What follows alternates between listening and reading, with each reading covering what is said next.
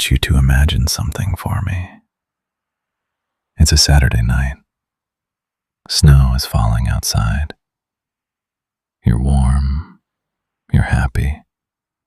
You're on your way to a dinner party with your best friend. And then, on a quiet suburban street, you see it. A car stopped in the middle of the road, hazards blinking, both doors wide open, no one around. Here's the thing about that image that haunts me to this day. That car was a trap, and I almost walked right into it.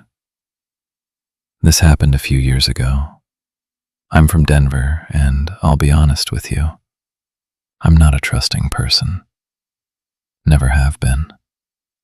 Life has a way of teaching you hard lessons about strangers, and I had learned mine early. It was a Saturday evening. My friend Mike and I were heading to a dinner party across town. Before we left, we made a quick detour to a liquor store, grabbed some local craft beers, a bottle of whiskey. You know, the usual. I was the one driving.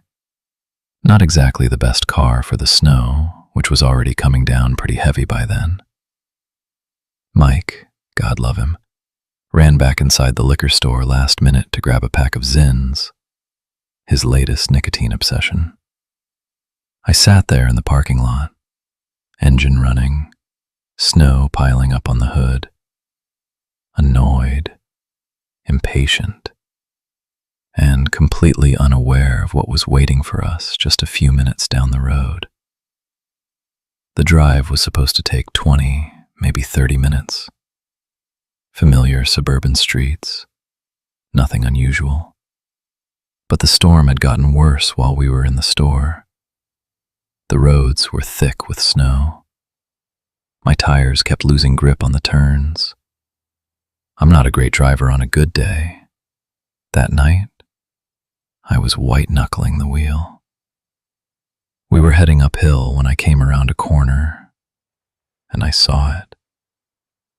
A car, completely stopped, right in the middle of the street.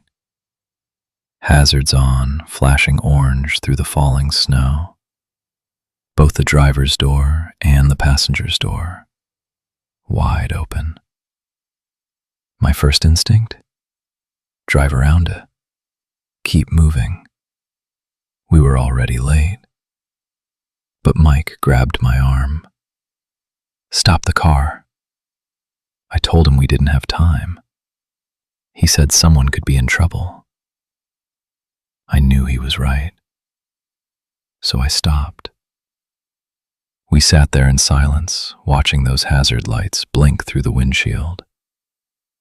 1 second, 2 seconds, 5.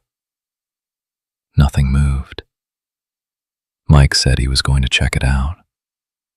Before I could argue, he stepped out into the snow.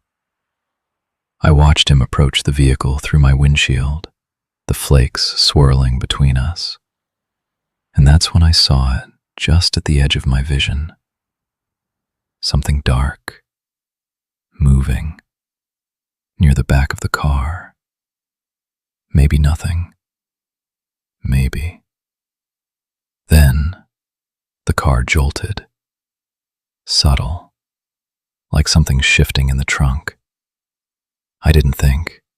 I didn't hesitate. I slammed on the horn. The sound cut through the snow like a gunshot. Mike spun around immediately. He didn't ask questions. He ran. He threw himself into the passenger seat, and I floored it. We didn't speak for a full minute. Finally, I told him what I'd seen. The movement, the jolt, the shadow near the trunk. He was angry. Said I didn't have any proof. Said someone might actually need help back there. I told him I wasn't willing to bet our lives on it. The rest of the drive was tense. Mike held grudges, and I had just robbed him of a chance to be the hero. But eventually, we made it to the party.